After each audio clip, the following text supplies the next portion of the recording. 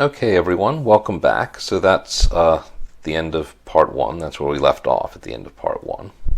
Now we're going to pick up with part two, desire and the psychoanalytic constitution of the subject, which is basically what Deleuze and Guattari are going to be operating against. And so this is looking primarily at Lacan's own theses from the 1960s period on how the subject is constituted.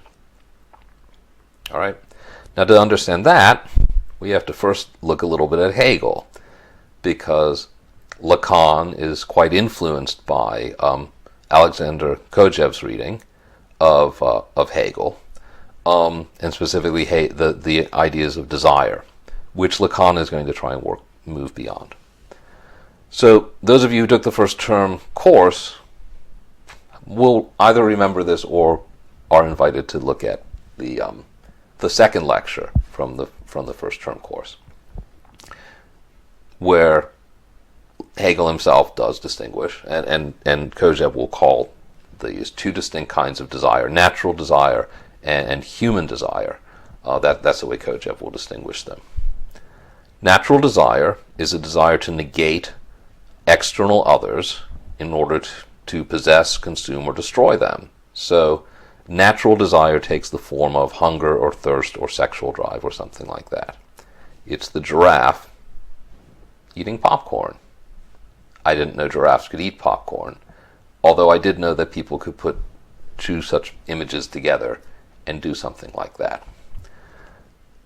Now, Hegel himself makes the point that to develop subjectivity in the way in which Hegel wants to develop subjectivity, such a natural notion of desire as this negation of the otherness of something else, of the independence and the otherness of something else, is inadequate. And so Kojève himself will refer to this as this other kind of desire, which is a kind of negation of self. It's not the desire for an object that I value. It's a desire to be valued as an object, as a valuable object, to be desired as a valuable object by another. So that's a human desire, which is a desire for recognition. And that, for Hegel, as Kojève points out, is the key to the development of a human kind of subjectivity. That's Jim Carrey, Bruce Almighty, demanding love, right? Love is recognition, right? I want to be recognized as something lovable, as a valuable object of desire for someone else. When that's reciprocal, for Hegel, we have the foundation for the subject to experience itself as self-conscious, and to be certain of that experience as self-conscious. So, recognition is recognizing each other as valuable, and to do that, it means really recognizing each other as human, as being something valuable in itself. And that requires, Hegel will say, a kind of spiritual connection between us, where I see in you the kind of human self-consciousness that I want validation of having myself, and you offer that validation to me, right? And vice versa. That's how it has to be reciprocal. When each of us can recognize the other as a self-conscious and therefore free and moral individual, then once we have that recognition, we can be secure in it. And secure in it means that the subjective certainty each of us feels we have, I feel that I'm a human being worthy of recognition, worthy of being seen as free and equal and moral and so forth. That gets objective validation by the objectivity being it doesn't come from me, it comes from everybody else recognizing me. It only works if I recognize everyone else in turn. So two kinds of desire, natural, human. Both are negations of some sort. The second one, Hegel says, is a negation that doesn't negate the other, doesn't, as consumption would, as hunger, thirst, sexual desire, etc., seeking to possess, seeking to destroy, as that would negate the otherness of the other. This one actually is a negative relation that preserves the other, right? That's the way Hegel puts it. So it negates the negativity in that respect. Lacan picks up from that. Lacan's desire is neither natural desire nor human desire, as Kojève has just outlined it. Those two negations he associates with need and with demand. Desire is something that goes beyond that. It posits what he says is, quote, a reversal that is not simply a negation of the negation, which doesn't mean it's not a negation. That's one of the things about Lacan. He doesn't get outside of this negative idea. But it's a negation in the form of an impossibility. That impossibility is linked to what Lacan considers to be necessities of language, which is what's going to make it universal. So what does this mean? Well, I'll run you through it textually first, and then by way of images. Lacan says that there is first a deviation of man's needs from the fact that he speaks, i.e. becomes a language user, such that these needs become alien to man because their singularity must be communicated through the universal signifiers of language, so their singularity is repressed. Through this universality of language, need becomes subject to demand, that is to say, the first negation, natural desire, becomes demand, associated with the other desire. That is ultimately a demand for love from an other who would respond to that demand. For Lacan, that's the mother figure. So when I express myself, Lacan is saying, I don't just ask for what I want, what I need, I demand love in the form of you giving me what I say I need. That's what the role of the mother in all of this is, to respond to the demand for love from the child once the child becomes a language user. Ultimately, however, no matter how consistently those needs and demands are met, these responses cannot live up to the unconditionality of demand. Thus, the subject necessarily feels something is lacking, or even withheld, and the repressed singularity that takes place with need being diverted through language returns as a, quote, desire beyond demand that cannot be articulated because the subject has already voiced everything it could articulate. The object of desire is necessarily a lost object, which Lacan calls an objet a. What does all of that mean? Let's go to the illustrations. We start with that. That's the way we're born. That's what we're dealing with when we have children. That's the first thing we deal with. The crying baby. Now, I don't think anybody in the class is a parent yet. You can check this with your parents if you want, or with somebody else who has children. This is especially true of new parents. It seems to be easier with the second one, so far. When the child cries, the child doesn't even know why it cries. This is not a language, all right? It's not expressing things in words, obviously. It's just crying. But there is an answer to the cry. You just don't know what it is. Most of the time, staying up all night long is figuring out, in the early days, why it's crying. Now, here's the trick. You really should check the diaper first. That does oftentimes seem to be a case. Although there is a theory that babies don't really care if they've messed in their diapers, and that's never why they cry. But anyway, let's get back to this. You can check a million different things until you finally figure out what it is. And you think that that's going to be the same the next time the baby cries, that's going to be the reason. It isn't. It never is. This is the thing. This is the thing. It always changes. The crying does not signify anything in particular. And that's the beginnings of parenting. And all these lessons take place between midnight and 6 a.m. And that's why your lecturers who have had children, that's why they look like zombies. Or your friends, when they have children, that's why they're going to look like zombies. All parenting lessons take place between midnight and 6 a.m. The funny thing about all of this, by the way, you go into this as a parent thinking, you're going to train your baby. Okay? You do. You think that. You're going to raise your baby, and that means you're going to train the baby. The baby, from the instant it's born, is training you, or stratifying you, by crying. All right? And that's the point. They'll cry until you figure out what it is they're crying about and put an end to the crying. And it will be something different afterwards. Okay? Eventually the child can attain language. When it attains language, it becomes a subject. To be a subject means that it can say, I am, I, or more specifically, I want, that becomes an interesting transition. When your child begins to be able to use language in a way to articulate what it needs, they still cry a lot. Now they begin to cry a lot because they don't articulate very well in language what they want sometimes, and they get really frustrated that you haven't picked it up, so they start crying. But there's now a much more established meaning to the crying than there is at the beginning. But once they say, I want it, now Lacan says something interesting is happening. As soon as a child takes up its place in language by being able to say I, and then being able to articulate what it wants as what it needs, what it wants, a detour takes place. That's the meaning of this. The deviation of man's needs due to the fact that he speaks. All right? They become alien to him. Now the reason for this is because language never captures the singularity of anything, because it's general signifiers that have to be communicated to other people. So you have a feeling inside you, and the only way you can articulate it is to say, I have a pain in my knee.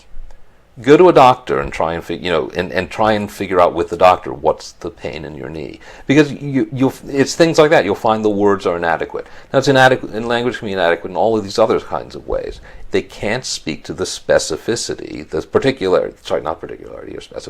the individuality of your needs, right? Because they have to be communicated through general signifiers whose meaning the person you're talking to can receive. So there's this deviation. The singularity of needs has to be suppressed in order to be communicated in language. All right? Singularities, that wasn't the case with the crying, but that was part of what all the confusion happens with the baby that's just crying. Now when this happens, something else happens as well, Lacan says, which is by way of this language, the needs are also articulated as demands. Now part of this has to do with the notion of the universality of the signifiers that are being used to communicate. But what Lacan says is that when I'm articulating my needs, not in the form of just crying, but I'm saying, I want this, I want that, I need this, I need that, you're simultaneously making a demand for love. That's what the child also is doing. So the child's not just saying, I want candy, I want this, I want that. It's also saying, I want you to prove that you love me by giving me the things that I need. Okay? That's how this second bit comes in. The human desire for recognition takes the form of the demand for love. Child wants to be loved. The mother, in this case, well, in a traditional family, traditional form of parenting with the fathers out in civil society, what have you, it can be either, right? But let's stick with Lacan's gendered language for this. It's the mother figure, all right, who is the person who's responding to the child, saying, I want this, I want that, I want that. And every time they respond, they're also confirming or putting in doubt whether the parent loves the child. You ignore your child. You say, I don't have time to do this. I don't want to do this. Go away. Child feels unloved. Every time you respond, this is going to be taken, Lacan says, as proof of love. Here's where the problem now emerges. Okay? You might remember that scene, opening scenes of The Boss Baby. See, I switched to something quite contemporary. That's only a few years ago.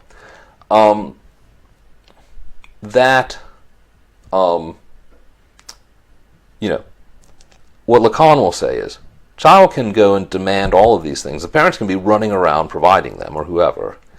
They cannot satisfy demand for unconditional love. They can't demonstrate love unconditionally. So I ask my mom for something. The child asks its mother for something. The mother responds and gives it, and the child feels loved.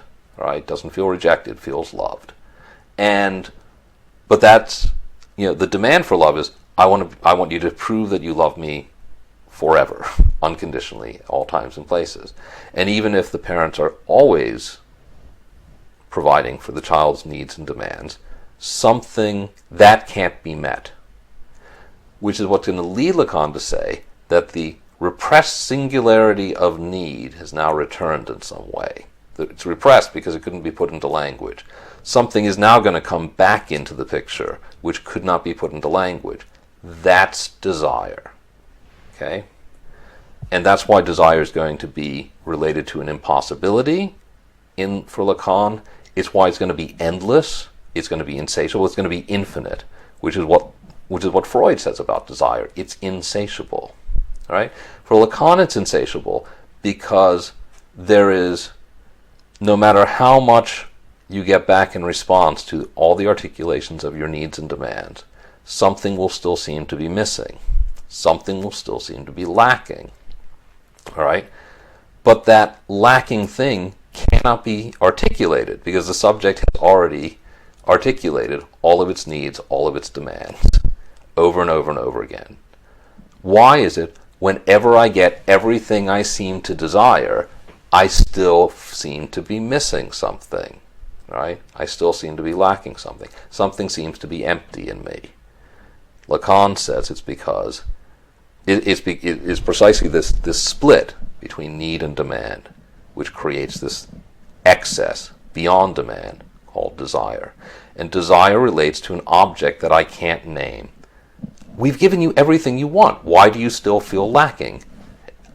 You can't put it into words because you've already articulated everything and you've already gotten back everything that you need and wanted. So there's an object that's missing, but which cannot be described or named.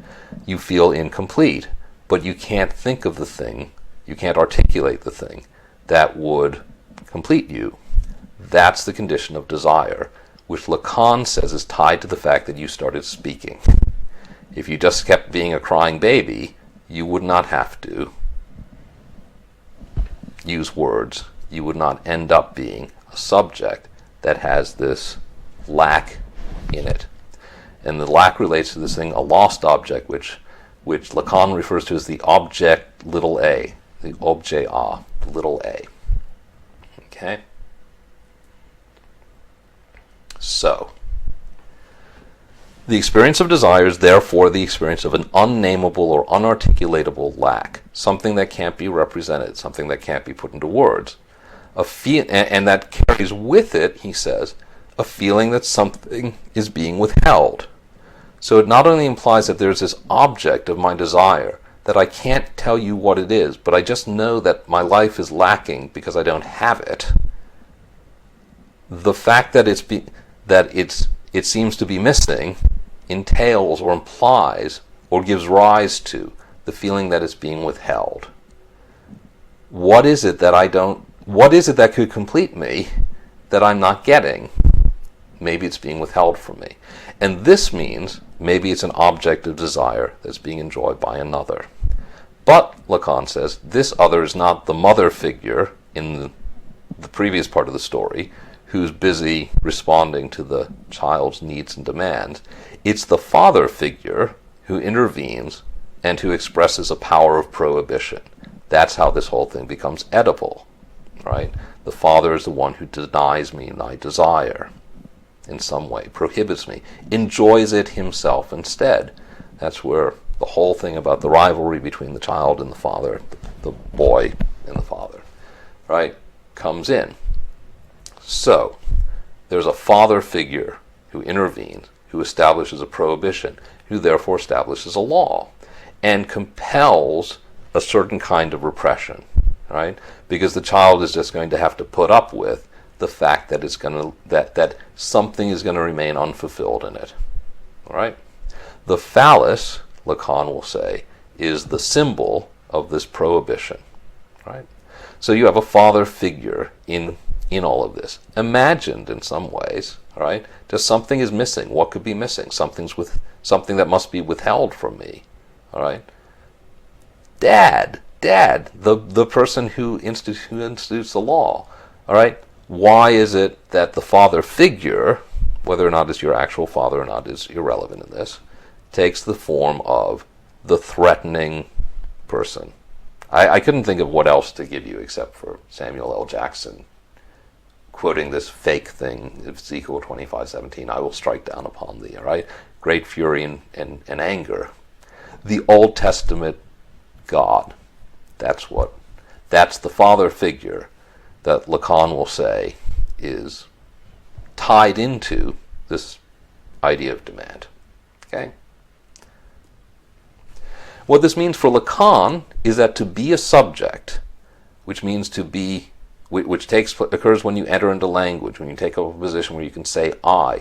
You're not a subject until you can use language and say I want this, I think that, I do this.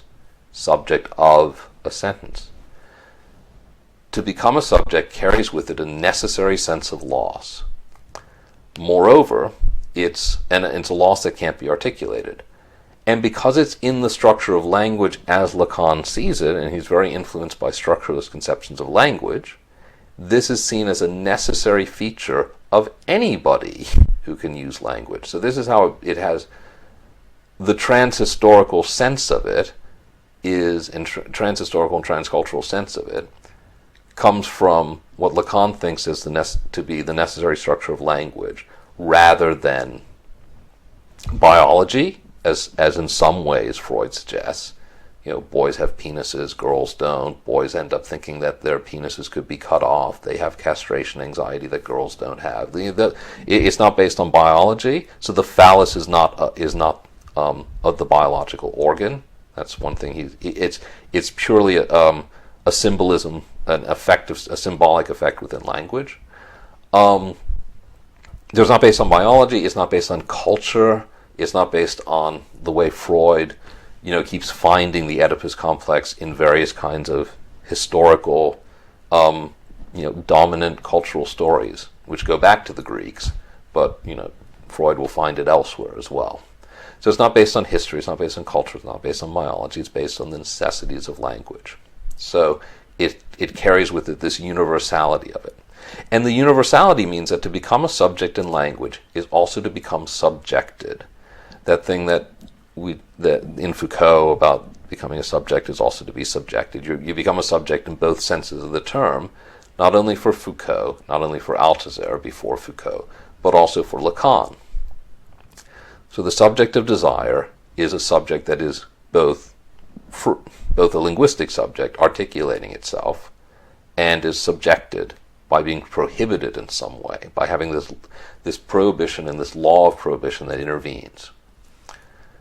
That is also going to make this subject of language a subject of trauma, because the effect of this idea that something's been denied to me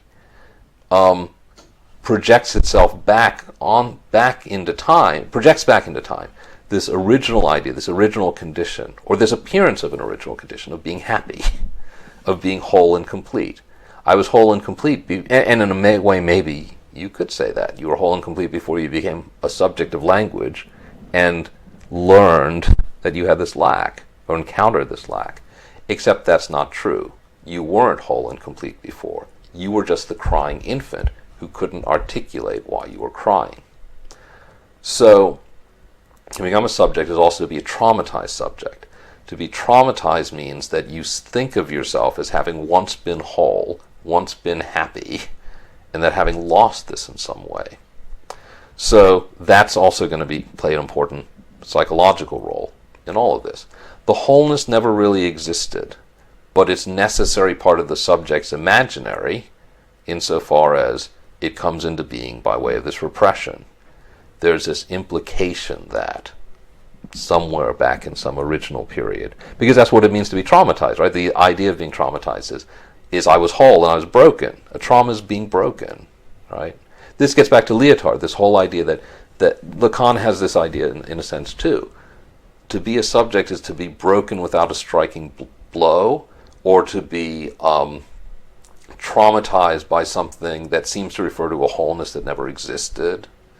All of those things are at play in this aspect, this account as well. So the subject then, Lacan will say, is formed, quote, on the terrain of the other. This being the father figure, should be said, the paternal figure. And the subject's desire isn't really its own, because the subject's desire is going to be this insofar as desire is this impossibility, it's linked to this object that I can't articulate. It's seen as being the desire of the other, of the father who enjoys it. That's why it's also going to be the father is the one who ultimately enjoys the mother in a way that the child can't enjoy the mother. So that's where the denial and the rivalry comes in. And what it really means is that what my desire is going to be is, my desire is going to be for what the other seems to have and enjoy. All right? I want the fun that the other people seem to be having. I used to have this exchange with my son. I still try to have this exchange with my son. So he would see something. Well, I'll preface it. You may have heard of Ryan, a child who, as an adult, when he becomes an adult, will be in therapy for the rest of his life. But at the moment is a child who is the biggest YouTube earner for the last several years, earning like $18 to $20 million a year for his internet channel, Ryan's World, which does feature some educational stuff, but which started out as a toy review. So Ryan would open up boxes of toys with his dad and his mom, and he'd play them. And, well, he's gotten tons of sponsorship money because a product endorsed by Ryan as a cool game is a big thing. So that's how it all started.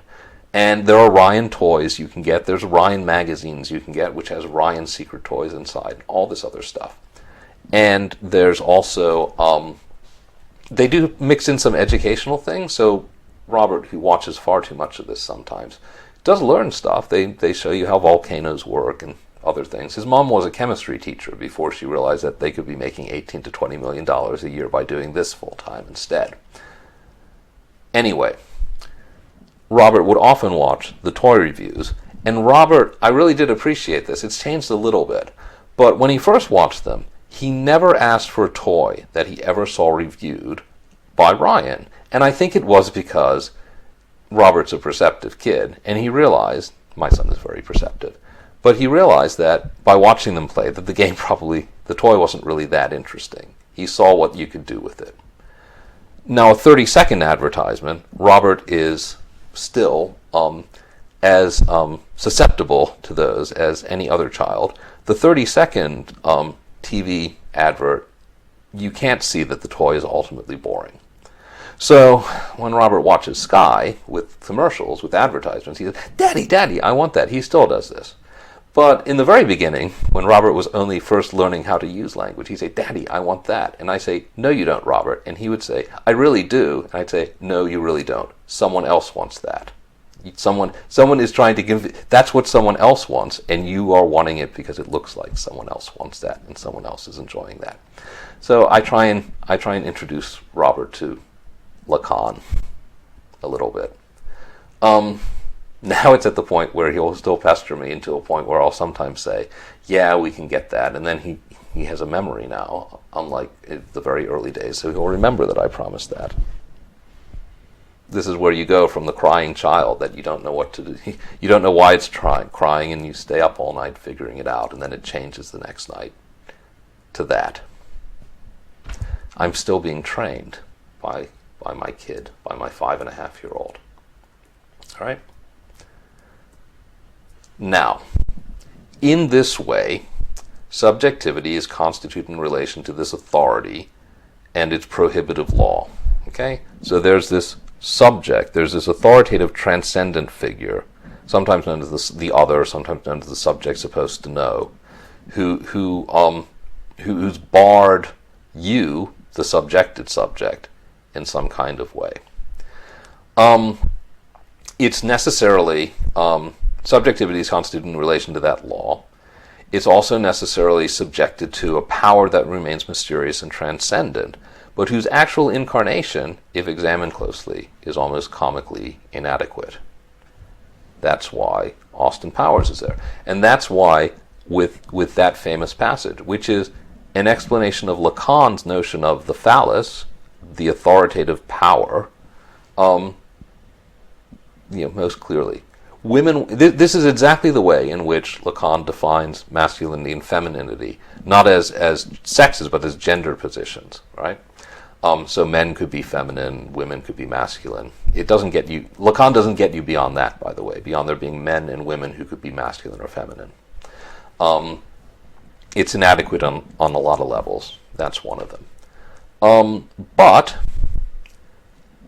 the feminine and the masculine are defined exactly this way, in relation to the phallus, which is in relation to this mysterious power of the father.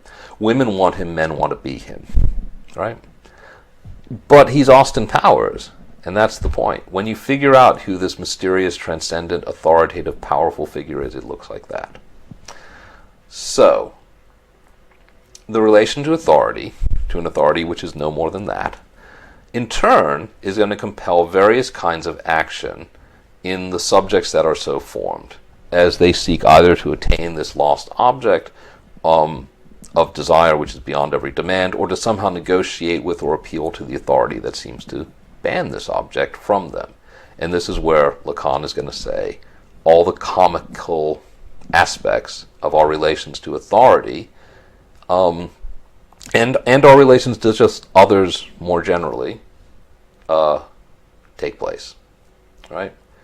So the first of these options, they entail repetitions of love. The subject is seeking this lost object, and it tries, which would complete it, and so it goes through this series of love objects that it seeks, each one trying to find the person, the other, who will complete it.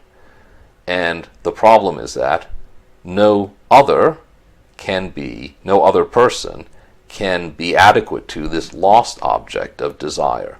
So this gets you to this idea of these repetitions where you keep dating a new person, you keep seeking that other half, and you keep failing at it because nobody can measure up to what the idea of this missing piece would be, right? Now the comedy of that, according to Lacan, is that it's really just a pure narcissism, because there's no actual relation to the other person that's become the proxy for this missing piece of you, this missing thing in you, that if you could just somehow fill it in, you'd become whole again. That's why the passage from Something About Mary, that's the other key. Austin Powers, women want him, men want to be him. The other great illustration of Lacan's thinking is in this close to final portion where Ben Stiller is explaining they don't love you, they're just fixated on you because of the way it makes them feel about themselves, right? They don't love Mary, they just think of Mary as the person who somehow makes them feel like they're complete, but it's all entirely revolving around them, okay? So this leads to Lacan saying that love relationships don't actually exist, and all sorts of other quite silly little things that Lacanians tend to say. It just means that they don't have decent relationships, I think. But never mind, be that as it may. Maybe they could also get past the idea that every relationship you have has to be to complete you because you're missing something, because you suffer from some lack, etc. So that's one aspect, one of the repetitions, the repetition of love. The other is this kind of repetition of self-negation, which are linked in Lacan to sadomasochistic impulses, where the subject tries to prostrate itself before the other in the hopes of receiving acknowledgement and recognition, of becoming an object of desire for the other. So you can either become the other who enjoys this object of desire by finding it yourself in the person who would complete you, or you could be trying to be loved, become the object of desire for the other, right? The special person that would complete this other, the special thing that would complete this other person. The same kind of comical repetitions occur. So where did Deleuze and Guattari come in on all of this? Deleuze and Guattari do not deny the existence of lack. They do not deny the existence of a desire that is related to lack.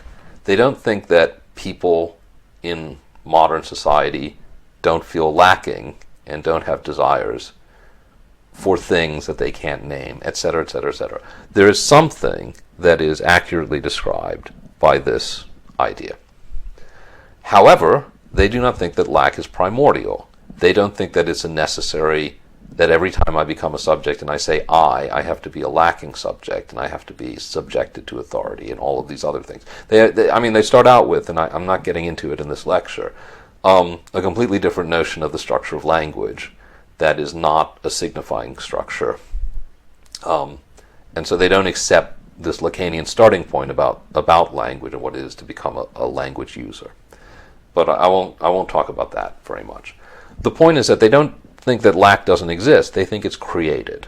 They don't think that desire as a lack, as a search for something that is this unnameable object. They accept that search exists and that desire exists, but it's created.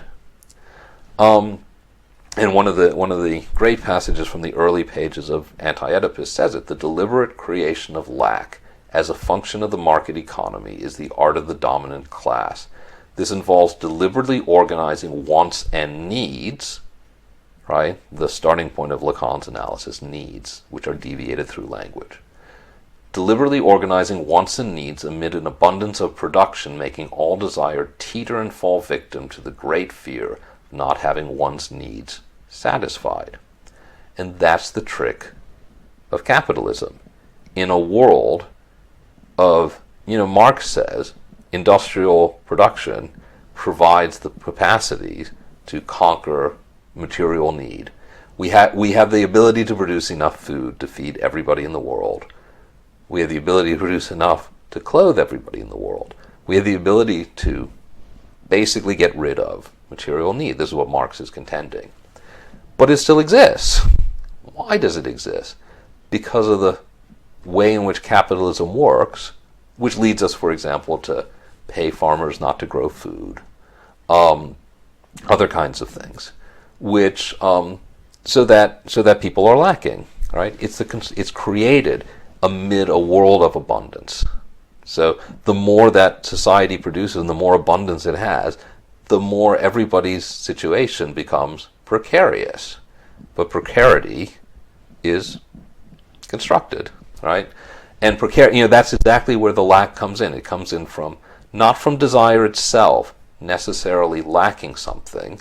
Desire, they say, lack very few things.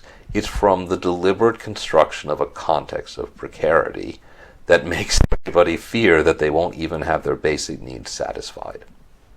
So that's, their response to this. Lack exists, but is created.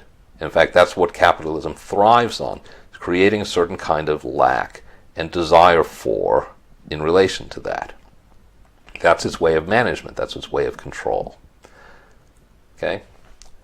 The structure of desire outlined by Lacan in psychoanalysis generally is therefore specific, they would argue, to one kind of subject.